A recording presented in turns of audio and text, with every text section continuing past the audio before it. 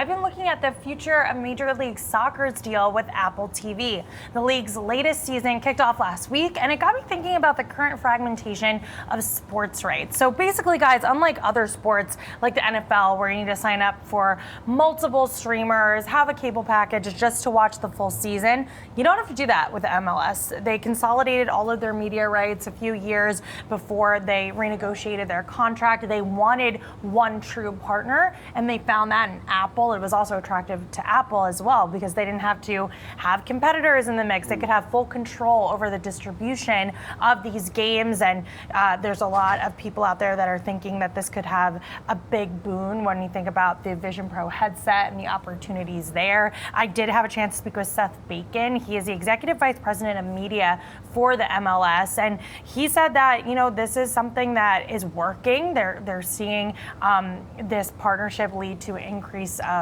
viewership numbers, an increase of signups to Apple TV. But I don't know if you could see this with other types of players, like the NFL, for example. I feel like you're going to always have... might be too big, right? And Right. You're never going to get one sole partner when you think about the fact that one big tech company pays $1 billion for 15 games a year. Think about how much you would have to pay to have every NFL game. I think at some point it maybe is just inconceivable just from that standpoint of like how much NFL rights are worth. But you're right, for MLS, it made a ton of sense. It's a league that wants to grow, a league that's looking for a consistent place for people to find them. I think sometimes when you're on some of these local sports networks, it's useful, but also sometimes people don't really know where to find those. Not everyone still has traditional cable.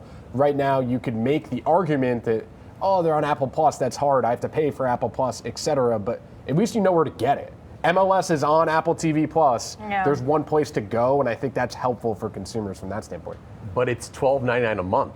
It's yet another thing to add to your, collection of streaming services, and you really got to be a big MLS fan if you want to do this. And I was a casual fan, and I feel like it's a bit too much money for a casual fan to get involved. I mean, I want to follow NYCFC and not so much the Red Bulls, et cetera. But that's sort of the equation you got to do here with this service. But I think you're right. I think it's a great service with the collect all of it in one spot. And you mentioned the Vision Pro.